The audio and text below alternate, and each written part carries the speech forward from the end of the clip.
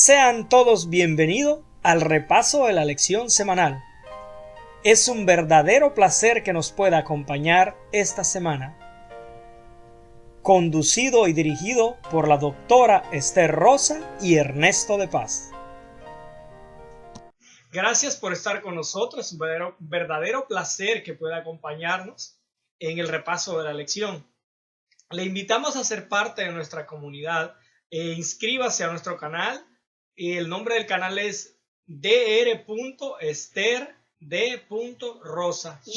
Y sí, algo importante, Ernesto, perdón que te interrumpa, es de que mucha gente nos ha preguntado que por qué nosotros damos escuela sabática cuando somos Ministerio de Salud.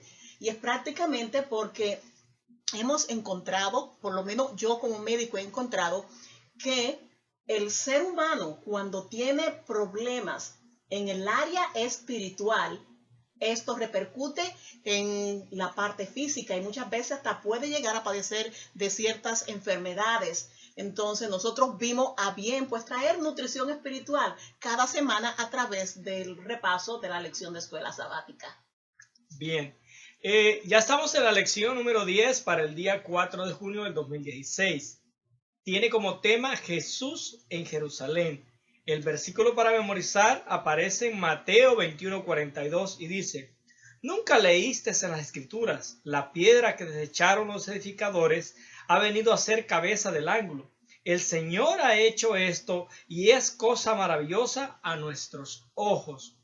La pregunta que aparece, que nos podríamos hacer, es esta: ¿qué tú harías en tu última semana de vida? Eso lo hizo el maestro. ¿Qué fue lo que él hizo la última semana que estuvo en esta tierra? Y lo que él hizo fue contar parábolas. Pero cualquiera lo podría tomar como algo muy sencillo. Parábolas que traían la salvación, que tenían una base en la cual reflejaba el verdadero evangelio, el cual se le había dado a la humanidad para su redención. Y que sin embargo nosotros, a pesar de que no sabemos cuándo vamos a morir, tenemos mucho tiempo, no nos preparamos para compartir sus buenas nuevas. Sin embargo, Jesús hizo eso. Hoy descubriremos qué importancia tienen las profecías en el cumplimiento cuando Jesús vino a esta tierra y fue a Jerusalén para ser parte de la redención de la humanidad. ¿Qué te parece si oramos para que el Espíritu de Dios pueda acompañarnos en la lección? Señor, te damos las gracias por tus bondades y por el privilegio que nos da de compartir este repaso de la lección con nuestros amigos que nos escuchan en diferentes lugares del mundo. Amén. Señor, te damos las gracias también por los sucesos ocurridos durante esta semana cuando tú viniste a esta tierra para continuar con el plan de la salvación, de la redención de nosotros, de todos los seres humanos. Sé con nosotros en este repaso y que las lecciones espirituales que tú quisiste que nosotros entendiésemos y aprendiésemos, podamos recordarla y involucrarla a nuestro sistema de creencia y nuestras vidas. En el nombre de Jesús oramos y empezamos. Amén. Amén. Bien. En esto, mira, estos sucesos, de hecho, esta lección a mí me ha encantado, porque parecería ser que los sucesos ocurridos durante esta última semana de Jesús aquí en la tierra fue el inicio para completar el plan de la redención o plan de la salvación. Y fueron hechos importantísimos. Mira, en esta semana ocurren cosas tan interesantes como la entrada triunfal de Jesús en Jerusalén, cuando Jesús también entra al templo. Y lo otro es cuando Jesús viene y maldice la higuera cuando no encuentra ningún fruto. Y algo asombroso es el texto, como cada uno de estos sucesos, él hace parábolas para que la gente puedan entender más lo que estaba sucediendo con cada uno de esas circunstancias, de esos hechos que estaban ocurriendo.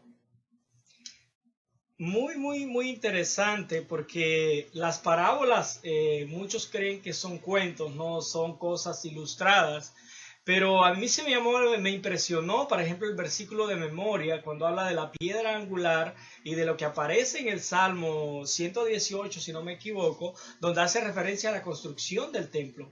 Y esto nos lleva a qué significado tenía el templo en sí, de lo que los judíos se gloriaban de tener un templo tan hermoso. El caso es como el caso de los sacrificios. Ya hemos estudiado en lecciones anteriores qué significado tenían los sacrificios, el tabernáculo, ¿no? ¿Qué significado tenía esto? Ahora, cuando se logra hacer el templo que lo hizo Salomón, ¿qué significado tiene para nosotros? Porque el pueblo judío se sentía orgulloso de tener este templo tan majestuoso. Sin embargo, cuando Cristo vino, ya no tenía esa pomposidad, por decirlo así, esa majestuosidad como la tenía cuando fue construido en el tiempo de Salomón.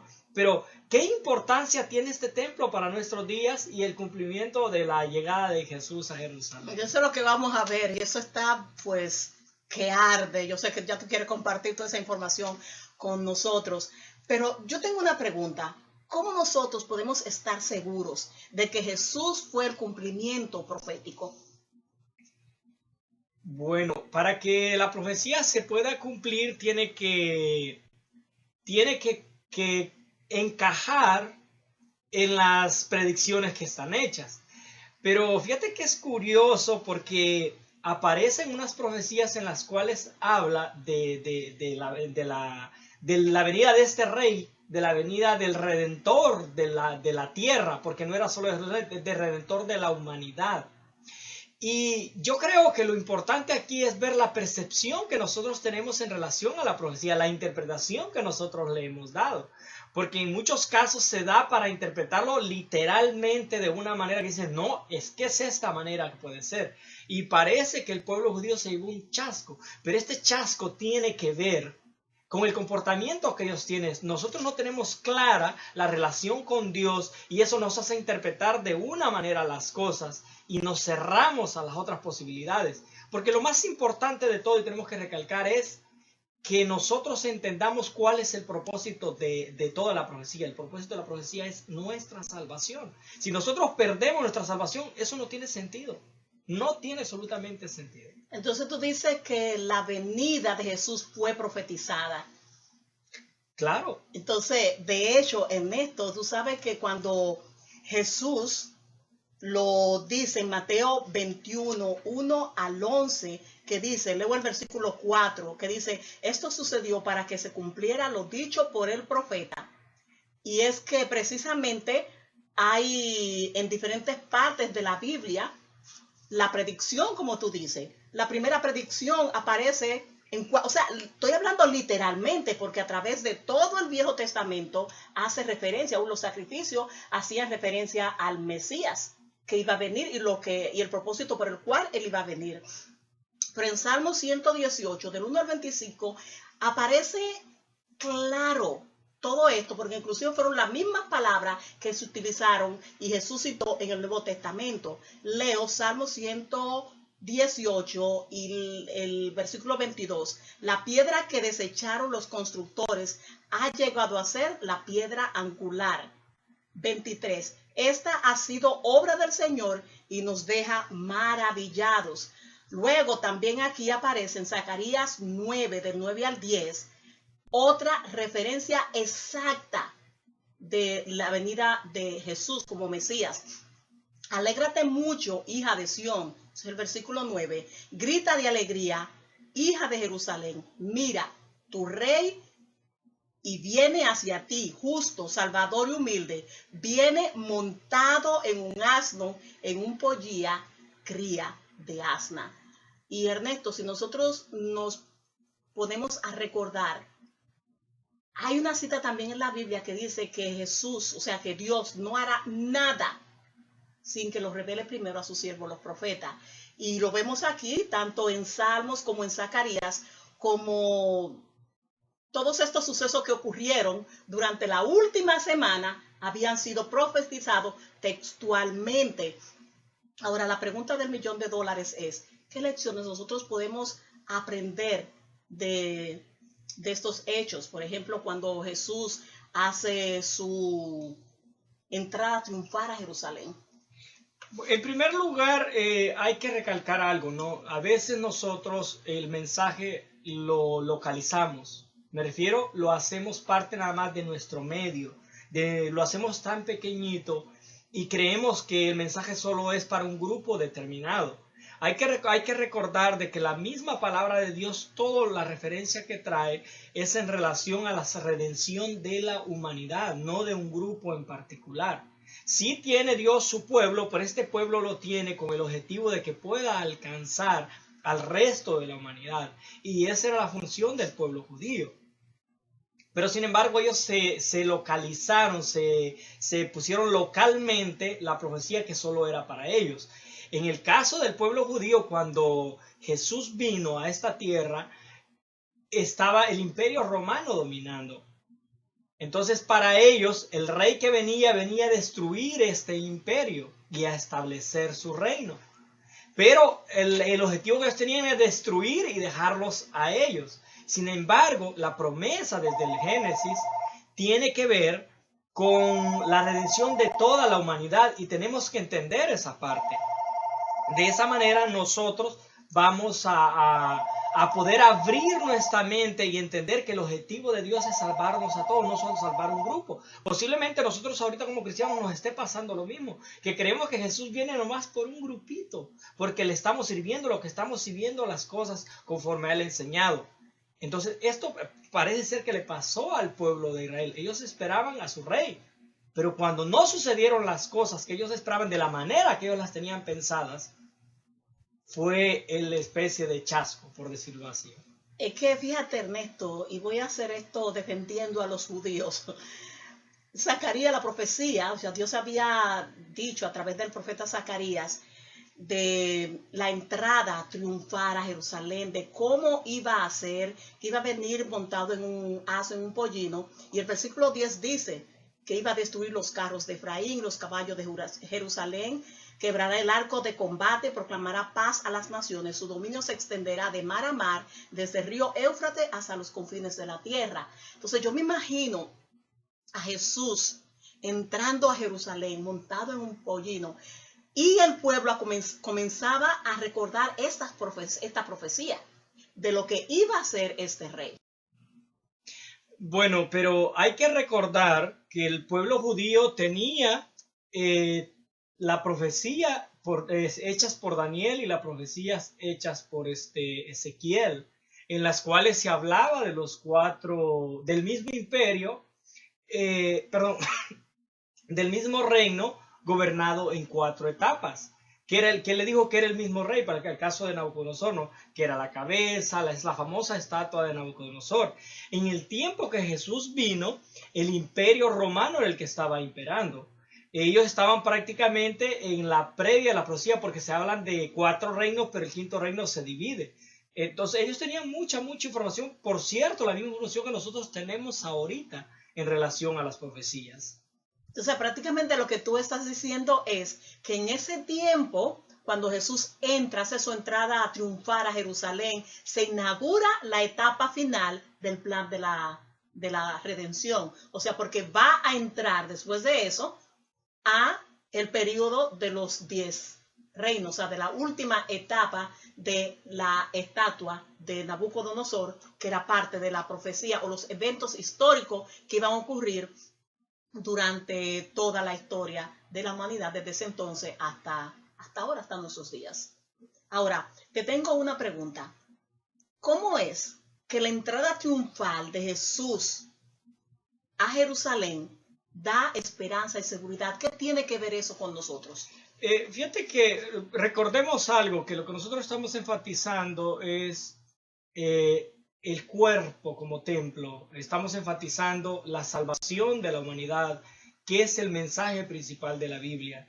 Y a veces este tipo de construcciones no nos dan esta simbología, ¿no? Es difícil poder hacer esos enlaces. Lo que nosotros podemos encontrar es que Jesús, cuando entra a nuestro corazón, la entrada de Jesús a Jerusalén representa esa entrada. Cuando nosotros decidimos aceptar a Cristo, nosotros como templos, como ciudad, como complejos, recibimos ese triunfo, esa alegría en nuestro corazón. Entonces, esa podemos ver esa relación nosotros. Que de hecho, por toda la Biblia se habla de nosotros, o sea, del cuerpo humano como un templo, como una casa. Y fíjate de esto, lo importante y lo interesante de todo esto, es que luego de la entrada triunfal a Jerusalén, el próximo suceso que ocurre es la del templo. Y hay algo importante, hablando del cuerpo humano, del ser humano, como templo, como casa espiritual. Y es que cuando Jesús entra al templo, trae victoria, mucha victoria, pero también cuando Jesús entra, trae responsabilidades. Es decir, hay valores espirituales que nosotros tenemos, o sea, cosas que tenemos que hacer. Es como si fuéramos a preparar la entrada de Jesús al corazón, porque cada vez que nosotros vamos a introducir algo, algún lugar, a una casa, por ejemplo, nosotros tenemos que hacer o sea, ciertos ajustes, cierta preparación.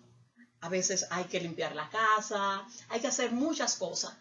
Entonces, hay algo que me llama pues mucho la atención de todo esto, y es que si nosotros leemos esos versículos de lo que sucedió cuando Jesús entra al templo, ¿qué fue lo que ocurrió allí? Mira, el versículo 12 dice que lo primero que él hizo fue que entró al templo y echó de allí a todos los que compraban y vendían, volcó la mesa de los que cambiaban dinero y los puestos de los que vendían palomas.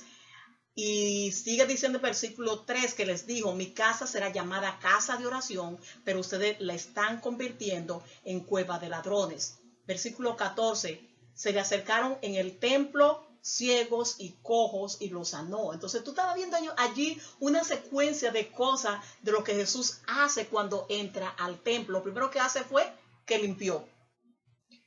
Sí, primero limpia, ok, quita todo lo que está sucio, es lo que hace en nuestro cambio. Ahora, otra cosa es que establece un orden. Y nosotros le hemos recalcado en muchas lecciones en que Dios no cambia, la misma Biblia lo dice. Otra cosa también que hay que enfatizar, y es muy importante, que el templo tenía una parte, un patio, y en el Apocalipsis lo dice bien, que los que están en el patio, que ese patio era para los gentiles, para que ellos observaran de la manera que se hacían los sacrificios, pero no como un espectáculo, sino que para que ellos aprendieran de la manera que Dios iba a hacer la redención. ¿Y qué es lo que tú haces cuando vas a aprender? ¿Tú vas a hacer tus propias ideas? No, tú vas a aprender lo que ya se sabe para seguir esa secuencia. Y sin embargo, el pueblo, ellos habían hecho en este templo un mercado. Y ese es el pleito. Y muchos ahorita lo interpretamos de una manera. Eso tiene una aplicación tan importante en nuestras vidas. Por ejemplo, nosotros reconocemos a Dios y ese parte, dejamos la entrada a Dios en nosotros, le permitimos que nos limpie, con su sangre nos limpia de los pecados. Ahora, se establece en nuestra vida un orden. ¿Qué es ese orden? Es seguir sus ordenanzas, seguir sus leyes. Si me amáis, guardad mis mandamientos, dice. Entonces, ¿qué habían hecho ellos? Por ejemplo, el caso del pueblo de Israel. Estamos intercambiando la información de lo que Jesús hizo. Ellos habían rechazado la base. Y lo que decía, perdón, que regrese al versículo de que aparece el Salmo 118, ¿no? Que decía que rechazaron la piedra angular, que era la parte importante. Y eso a veces nos pasa a los cristianos también. Nosotros venimos, encontramos, dejamos que Dios entre en nuestra vida, pero conforme va pasando el tiempo, nosotros terminamos rechazando lo que aprendimos y comenzamos a hacer nuestras propias ¿cómo se llama? Nuestro propio evangelio, por decirlo así. Y algo importante de todo eso, Ernesto, es de que muchas veces nosotros queremos un milagro, queremos que Dios nos ayude a encontrar trabajo, necesitamos sanidad. Pero si nosotros, o sea, analizamos bien este versículo de cuando Jesús entró al templo, Él hoy lo hizo, pero siguiendo, como tú dices, este orden, ¿no? Limpieza, y luego Él sanó, versículo 14, le dio la vista a los ciegos, a los cojos, y los sanó. Entonces yo creo que lo importante, si hay algo que nosotros podemos aprender de todo esto, es de que nosotros tenemos que preparar la entrada, así como una preparación a la entrada de el Mesías a Jerusalén, para luego ir al templo y luego poner orden y luego pues sanar, llenarlo de él, de su presencia. Nosotros tenemos que hacer lo mismo, Ernesto. Nosotros tenemos que preparar la entrada de Jesús a nuestros corazones, y a través de lo que nosotros conocemos de los frutos del Espíritu, que son a través de un corazón entregado, de humildad, tener sed de justicia, fidelidad, de ser pacificador, de tener un espíritu perdonador, de oración y hambre espiritual, porque es precisamente lo que nosotros vemos de que cuando Jesús limpia, le dice a ellos: ustedes han hecho esto, aquello de mi casa, pero mi casa es una casa de oración, y así será llamada. Y eso es lo que nosotros tenemos que recordar de este templo, que es casa de oración, es morada del Espíritu de Dios, y tenemos que restablecer esos servicios o esos cultos en nuestras propias vidas, para que entonces Jesús pueda pues poner el orden y la sanidad, o sea, la salvación de las enfermedades, de los problemas económicos, pueda ocurrir tal como nosotros lo vimos aquí. Algo muy importante a recalcar es que una vez hicieron todos estos procesos, tienen que haber frutos. Los frutos, como lo que tú decías. Y esto nos lleva a ir al caso de la higuera. Muchos se preguntan por qué Jesús maldijo una higuera. Hay que revisar bien la historia de esta higuera y qué representación tiene en relación al pueblo de Israel y lo que estaba haciendo en el templo. Dice que la higuera estaba frondosa. Lo que se esperaba que esa higuera tuviera frutos, y no tuvo frutos. Dios la maldijo. Lo mismo el pueblo de Israel. El pueblo de Israel, ellos estaban haciendo, parecía que todo iba en popa, que ellos estaban prácticamente listos para recibir a su Mesías, pero ellos no tenían frutos. Entonces vino Dios y les hizo juicio. Prácticamente la parábola de la higuera le está diciendo a la parte principal del templo, a los dirigentes del templo, a los que eran la cabeza realmente del templo. Ahora, ¿qué es lo que está pasando en nuestras iglesias? Nosotros como cristianos, ¿qué estamos haciendo? ¿Estamos como la parábola? ¿Estamos realmente diciendo que nosotros tenemos fruto? ¿O estamos presumiendo, que es lo peor? Presumiendo que tenemos fruto. Escuché a un predicador que dijo de que Dios maldijo la higuera no porque fuera higuera, porque no tenía frutos, porque pudo haber sido que no tuviese fruto, porque no era época de frutos. La maldijo porque ella presumía tener frutos. Estaba representando algo diferente, y es lo que a veces hacemos como cristianos. Nosotros presumimos tener frutos como cristianos, y simplemente estamos fabricando milagros, estamos fabricando vidas frente a los demás, pero dentro de nosotros tenemos una vida totalmente echada a perder, totalmente peor quizás a veces hasta que los mismos del mundo. Y que prácticamente con eso, Ernesto, ellos estar viviendo una vida totalmente diferente, aunque de fuera, como tú dices, se veía todo lo que iba como de viento en popa, ellos no estaban dando frutos ni de arrepentimiento, de que, o sea, que ellos habían acabado, como quien dice, de venir de un exilio de muchísimos años, muchos años. Y sin embargo, ellos, como si todo lo hubiese entrado por un oído y lo hubiese salido por el otro. Y prácticamente, si nosotros pudiésemos en una palabra resumir toda esta actitud de ellos, podríamos decir que ellos habían rechazado a Jesús, quien era la piedra angular del templo. Y Ernesto, quisiera leerte aquí en la lección del martes una nota que aparece que dice: Jesús purificó el templo como un acto de compasión. En el atrio de los gentiles se compraba y se vendía, y Jesús quería que su casa fuera un lugar de oración y adoración para todos los pueblos. A su vez, la purificación era también un acto de juicio. Los sacerdotes que lo administraban habían arruinado su oportunidad de bendecir a todas las naciones. El día de su juicio estaba cercano. Aunque Jesús había hecho mucho para revelar su vocación divina, estos hombres todavía rehusaban a aceptarlo. Muy interesantes de ver el significado de la piedra angular, ¿no? ¿Cuál es esta base? ¿Qué significado tienen las construcciones? Hoy en épocas modernas podemos hablar, por ejemplo, en El Salvador se usa la palabra zapata, es la que usan para las bases de los edificios. Hay edificios que llevan 4 zapatas, otros llevan 6, dependiendo del tipo de construcción, pero estas son las bases, las columnas, hacen una construcción especial en la cual estas son las que soportan todo el peso. Toda la demás estructura prácticamente va colgada de estas partes. ¿Y dónde se colocan, perdón? En el suelo, es en el suelo, es la base que se hace en el suelo. ¿En el centro o dónde? No, en las esquinas, normalmente van en las esquinas. En algunas ocasiones pueden no ir en las esquinas porque se puede sobresalir, pero el peso va sobre ellos. Lo importante de esto es que si una de estas se rompe o falla, toda la construcción se cae. Ahora, hay otro tipo de construcciones, por ejemplo, aquí en Texas se construye, aquí en Houston específicamente, voy a ser específico, aquí en Houston, se construye como especie de barquito, se hace una plataforma la cual soporta toda la casa. Y aquí es muy común que las casas se desnivelen, ves que aquí las nivelan y eso. Lo lógico es que la casa se vaya de lado, pero se vaya completamente de lado, se baje de un lado y se suba del otro, o simplemente se hunda. Pero algunas casas se tienden a romper, esas tienen un problema en la estructura de la base, que es prácticamente la vida de esa casa. Ahí va cargado todo en esa plataforma.